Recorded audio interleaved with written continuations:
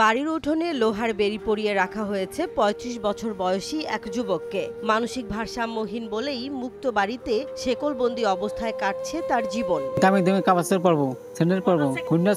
প্রতিবন্ধী এই যুবকের নিরাপত্তা ও হারিয়ে যাওয়ার শঙ্কা থেকেই এমন সিদ্ধান্ত তার পরিবারের। এছাড়া উন্মুক্ত অবস্থায় অন্যদের ধাওয়া করা ও ধরার প্রবণতা রয়েছে মশিউরের। রাস্তাতে মহিলা যায় ঘাপ্পা করে পাঞ্জা পাকা ধরে। অথচ ১৪ বছর আগেও অন্যদের মতো স্বাভাবিক জীবন ছিল মশিউরের। সুস্থ মানুষের মতোই ছিল তার চলাফেরা।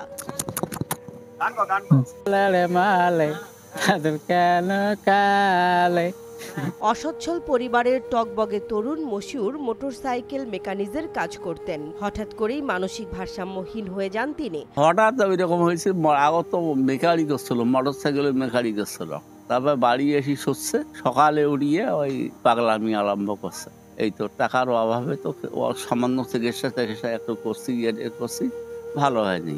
মানসিক ভারসাম্য হারিয়ে ফেলার পর মশিউরকে দেখভাল করতেন তার মা। কিন্তু গত বছর মমতাময়ী মা মারা যাওয়ার পর তার বড় ভাই মিজানুর রহমান ও ভাবি দেখাশোনা করে তাকে। ১৪ বছর থেকে এরকম হইতেছে। তা ওর মা ছিল, ওর মা কিন্তু ওর সঙ্গে ওর জন্য সবার সাথে ঝগড়াঝাটি করে। ওর মাও তো মারা গেল। আমার ভাসুর হয় অল্প পাগল আসলো, কিন্তু কেরমে ওর পাগলের অবস্থা দিন দিন বেড়ে যাচ্ছে। চিকিৎসার অভাবে এরকম করে জীবন কাটাচ্ছেন। চিকিৎসা হয়তো পাইলে আগে ভালো হইতো, ভাতা পাসলো, ওই টাকা দিয়ে আর কি হালকা পাতলা চিকিৎসা আসলো, কিন্তু ও চিকিৎসায় কোনো কাজে আসে না। মশিউরের ভাবি জানান, শেকল খুলে রাখলেই সে অন্যদের, বিশেষ করে নারীদের ধাওয়া করে। এজন্য বাধ্য হয়ে শেকল পরিয়ে রাখতে হয় তাকে। শেকল বন্দি অবস্থায় কতদিন থাকে, শেকলটা বাঁধা যে ও তখন কাকো হিড়িম করে ধরবে পায় না। উন্নত চিকিৎসা না পেলে জ্ঞান বুদ্ধিহীন এই যুবকের বাকি জীবনটাও কাটাতে হবে এভাবে। শেকলটা বাড়ি থুই আমারও মনে কষ্ট লাগে যে এরকম করে কি জীবন কাটে। পাগলটার জন্য যদি সরকার কিছু করিল হয়, আগের জীবনটা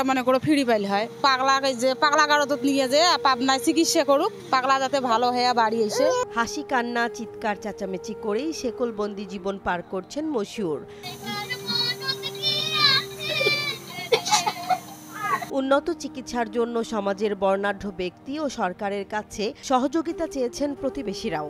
এগুলা সচ্ছল না দেখি আসলে চিকিৎসা করতে পারে নাই। তোমাদের সহযোগিতা করে আল্লাহ সরকারে, উনি চিকিৎসা করলে ভালো হবে। পরবর্তীতে অথবা আগের জীবন ফিরে পেতে পারে। ইতোমধ্যে লালমনিরহাট জেলার সমাজসেবা অধিদপ্তর থেকে মশিউরকে নেওয়া হয়েছে পাবনা মানসিক হাসপাতালে। তবে তার চিকিৎসার জন্য প্রয়োজন অর্থ সহায়তা। উন্নত চিকিৎসা পেলে হয়তো স্বাভাবিক জীবনে ফিরতে পারেন মশিউর। সুস্থ হলে সুন্দর জীবন কাটাইবে। নয়তো জ্ঞান বুদ্ধিহীন এই যুবকের জীবন কাটবে শেকলে বন্দি অবস্থায়।